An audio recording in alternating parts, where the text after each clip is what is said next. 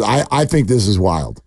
888-957-9570. Jeremy Fowler of ESPN did a comprehensive and anonymous poll.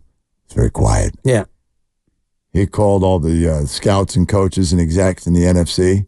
He said, hey, what do you think of them quarterbacks? And so he came up with the top 5 quarterbacks in the NFC in order. Okay. I would argue there you can make all kinds of mild surprises. There are 2 things that fly off the page. And one of them you're going to feel some personal attachment to. Okay. Which is fun. But the first one is, how does this grab you? The top 5 QBs in the NFC as voted or explained by coaches, scouts, and execs. Jalen Hurts is not on the list. Not in the top 5. Not number 1. Wow. Not number 5, and not anywhere in between. Man, fickle. How's that grab you? I'm not insulting Brock Purdy, but... Huh? It grabs me in 2 ways. One, it's a little bit, not shocking, but it's surprising. And the other thing is, it's kind of a flavor of the month take, because if you did this exact same thing a year ago, Jalen Hurts is absolutely in the top 5. You would think. Coming off a Super Bowl appearance. Yeah, and he was going to be the MVP and all of that. So now, a year later, when Philly comes crashing down to earth after the 49ers snatch their soul and Philadelphia goes on a terrible run to end the year and Jalen Hurts looks a little bit shakier than he did the previous year, all of a sudden now we're going to throw the baby out with the bathwater. Feels a little bit flavor of the month to me. Well, there's another characteristic of the list that may help explain. Okay. Because flavor of the month, I think some might argue, is what Jalen was the year before. And staying power and sample size and these things matter. And Jalen Hurts, I understand what he does with his legs. I understand the rushing stats, and he's a phenomenal athlete.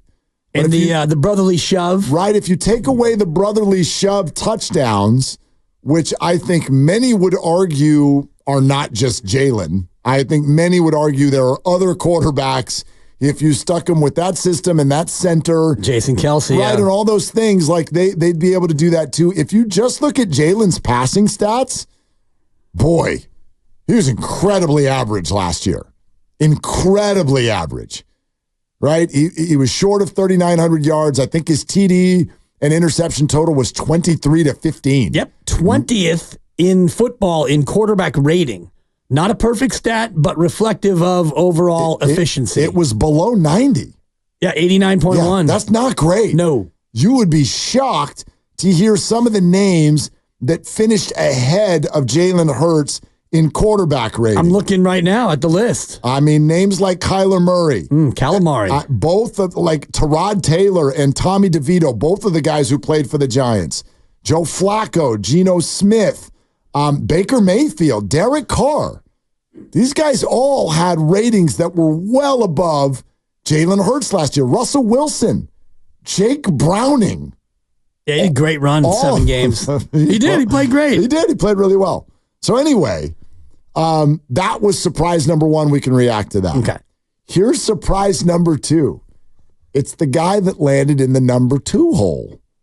Top 5 NFC quarterbacks according to scouts, coaches, and execs. You want to know who came in number 2? I do. Just listen to our show open, which apparently you're going to have to wait till 2 o'clock to hear. Hang in there, big guy. There were brighter days ahead. Wow. Jared Goff. Number 2. Number 2. Jeez. On the list. And again, flavor of the month. If we did this 4 years ago, and I know he's gotten better, but Jared Goff was a guy who was kind of laughed at, and he got run out of L.A. and it's like, Detroit, what are you doing? And then he had a great year last year, and that offense is humming, and you get a good offensive coordinator in there with a good group of skill set players, and all of a sudden now he's number 2. And now he's making $52 million a year. He sure is, yeah. Yeah. So here's the list. Number 1, Matt Stafford, the guy that Jared Goff was traded for. That was crazy. That's the number 1 QB in the NFC according to this group. Number 3, Dak Prescott. Okay. Number 4, Brock Purdy. Okay, finally. Number 5, Jordan Love. Jordan Love at number 5. Interesting. That's your list. Now, no Kirk Cousins in the top 5. No Kirk Cousins either. So that's the only one. The Kirk Cousins point is the one that sort of goes against this point that I'm about to make. But to me, what was clearly valued by this group, maybe more so than how we, the fans, would look at it, was experience and staying power. Because if you look at the top 3, what do they have? They've been around. They've been around, and no, they're not perfect. None of them. None of them are perfect quarterbacks, but they've sort of done the stand the test of time thing in the NFL. Matt Stafford, been around a long time, great numbers, won a Super Bowl. Jared Goff, done it with 2 different teams, been to a Super Bowl, been to another NFC title game. Dak Prescott, say whatever you want about what happens in the postseason and all the Dak discussion. However, MVP candidate, puts up huge numbers. Wins a lot of games. Wins a lot of games and has done it for a long time. Now what do you get to? I'm going to argue that my bet is Jalen Hurts came in 6th. 6th or 7th is the only two things you can argue. There, yeah. Well, then you get down to a group of like Baker Mayfield and Geno Smith and Derek Carr. So, but what do you say about these other 3? If I put Jalen, even though I'm just making that up because they only showed the top 5. But if Jalen is 6th and then Brock Purdy is 4th and Jordan Love is 5th, the only knock you could potentially have, I would guess, on these 3 is that they've yet to have the opportunity to really show the staying power. Brock's sample size of good play, I'd argue, is the highest of the 3 because he's had a full year and a half and it's been nothing but good, and it's been playoff success and a 4-2 record, and the 2 losses are one he had no arm and the other one was overtime in the Super Bowl against Mahomes. Not excuses, but that's pretty consistent play. Great. Yeah, 4 wins in the playoffs. Jordan Love has been fantastic, but we're really looking at it's been like 2/3 of a year where we felt that way. Yeah. And then Jalen Hurts, as you just detailed, amazing. But if you go back to even prior to what would that have been? The 2022 campaign, at the beginning of that year, no one expected, Jalen Hurts, right? It was, you're going to get an extension, but there's still questions here. And then he had an amazing year, followed by last year, which I would argue was more disappointing than not. Yeah, as you mentioned, 23 TDs, 15 interceptions, and didn't even get to 4,000 yards, and he played all 17 games, and an 11-6 record was a step back for Philadelphia. So, yeah, if you look at 4, 5, and 6, if you put Jalen Hurts at number 6, it is the less experienced trio than the 3 on top. The fact that Matthew Stafford came out number one, that surprises me. Now, if we're talking about overall careers among NFC quarterbacks, okay, I could maybe tip the cap that way because you do have your better quarterbacks are the younger guys. So that to me is a bigger shock than Hurts being left off. And the other surprise is that Kirk Cousins doesn't get the love. And maybe it's because of the Achilles and he's coming back potentially off a major injury. But if you look at what you're describing, body of work for Kirk Cousins, he's got it. He's been a consistently good performer in the NFL for a long time. In the regular Not in the playoffs, season. Yeah. I mean, I think Dak the same thing. What has Dak done in the playoffs? That's fair, although more than Kirk. Right. I mean, more Kirk than has Kirk. one I think he's got playoff win, one playoff win. What does Dak have? Maybe 2. Maybe 1. Yeah. I mean, Dak has dabbled in MVP races. Dak has been more dynamic than Kirk. Yeah. I hear been you. more consistent, I think, for a longer period of time. Kirk's a good player. He's a good quarterback. I think the other thing... 2 for Dak. He's 2-5 in the offs. So he's doubled Kirk Cousins' playoff output. 2-5 in the offs. I think he's had fewer what you would consider embarrassing performances, though. Like Kirk Cousins had that year with Minnesota, not last year, the year before, where they won all those close games. They had that comeback against the Colts, and then they had a home playoff game against the Giants, and they were embarrassing. You like that? You like that? You did not like that. No, it was embarrassing. Yeah, 1-3 for Kirk in the playoffs. Okay, there you go. I mean, I get it, and you know, Dak is more dynamic. He's healthier now.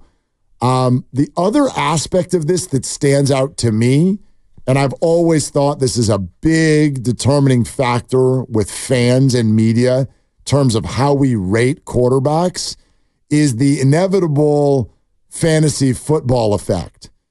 And we do that. We have a very hard time, I would say, as a viewing public, removing fantasy football. We don't think it's affecting our opinion, but it is.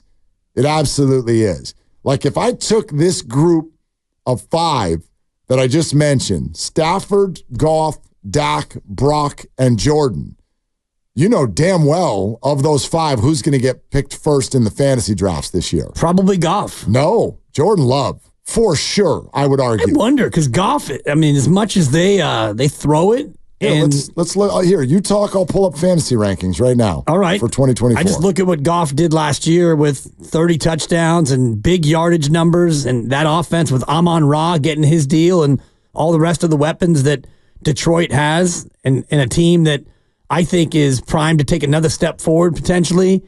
I would put Goff right up with that group. I mean, Mahomes goes first, or Lamar Jackson would be the other quarterback. I'm looking at this right now, and it actually has a QB that neither one of us just mentioned. From the NFC. From the NFC that is of that group of 5, the first one to be picked. However, he's 7th overall. And it's Dak Prescott. Okay. Jordan Love would be 2nd. Okay. Brock Purdy would be 3rd. Jared Goff would be 4th. Matthew Stafford is all the way down at 19th in the QB rankings. This is per Fantasy Pros, so obviously there's some maneuvering here. Jalen Hurts, of course, not on the list, is ranked 2nd as far as fantasy football quarterback. Makes sense because of, the rushing. The brotherly shove, especially because when you get inside the deep red zone, he's probably going to get the carry. Do you? And he's going to get help. There's no Kelsey anymore. Is it going to be as effective this year? We'll have to see. I don't know. Only Philadelphia knows how much of that was Jason Kelsey creating enough of a crease for him to get through there. But one thing about Jalen Hurts is he's very good on the QB sneak. Now, is it because of Kelsey? We're going to find out, but I would bet that inside the 2 or the 1 yard line in the red zone, they're going to give him chances to get into that end zone. So, but here's an example of why, to me, the fantasy thing has got to be held as hard as possible. We've got to hold it as irrelevant. You know who's ranked ahead of Jordan Love and Brock Purdy and Jared Goff and Matthew Stafford as far as NFC fantasy quarterbacks? Kyler Murray. Kyler Murray doesn't even belong in this conversation. Right? So that, use that as an example of why that should not matter. And also take out even sort of who you'd pick if you were an NFL team and you were drafting right now. That would skew to the young. Jordan Love right now might be the prospect of all prospects in the NFC. Yep. I think there's that kind of a shine on him right now. Others might look at the consistency that Purdy has offered. I don't know what he's going to need to do to shake the labels that are out there. I mean, our Xfinity mobile text line, someone just texted in and said, well, what would Purdy rank if you took out all the wide receiver screens from behind the line of scrimmage? Would he be 32 out of 32? I mean, that's the kind of stuff that the internet has tried so hard to dispel that characteristic, and it just won't work. I saw there was a video making the rounds this weekend, and it was 3 minutes of nothing but Brock Purdy improvisation. And it was incredible. Incredible the time that he buys in the pocket, outside of the pocket, the plays he makes with his legs, the off-schedule plays, the downfield plays, the directing traffic. That play in Washington where he rolls out to his right and points to Brandon Ayuk and goes, go the other way. There's open field. And Brandon reads it and goes the other way, and it's a touchdown. And for whatever reason, people will not see that. And they hold it over here. It's their own bias, yeah. Right. You're a 7th-round pick, and you're a Kyle Shanahan guy, and Garoppolo in the Netflix doc, which I get. I get it. The Garoppolo thing makes it look like Kyle Shanahan just makes quarterbacks. And whatever you are in San Francisco is way better than what you actually are as a player. I understand those dynamics. That can be true, but it also doesn't mean that Brock Purdy can't throw the ball beyond the line of scrimmage. And if you look at the numbers, the advanced numbers on passing, completed air yards which is the total number of yards that the ball travels past the line of scrimmage before being caught by your team. Completed air yards, CAYK.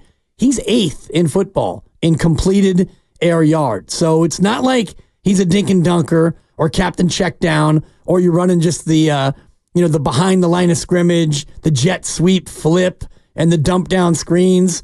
He had over 2,200 yards past the line of scrimmage, which was behind Dak and Tua, but it's ahead of Jalen Hurts. It's ahead of Stafford. It's way ahead of Lamar Jackson. It's 8th. So that's a pretty good number of yards. I like 8th. Right. I'll take top 10 in just about anything. That's the top that's a quarter, good thing. 8th. And that's, the ball is traveling past the line of scrimmage. And if you do it by, completed air yards per pass attempt, he's number 1. Number 1 in completed air yards per attempt. 5 yards per attempt past the line of scrimmage. Number 1. He leads football. Number 1. Exactly. Yeah. And the reason why he's 8th in total yards is because they don't throw it. They throw it the 32nd most in football, as I've mentioned many, many times, in the afternoon. Yeah. Never said that in the morning before. Not said it in the morning, but Nope. you have now. You have now.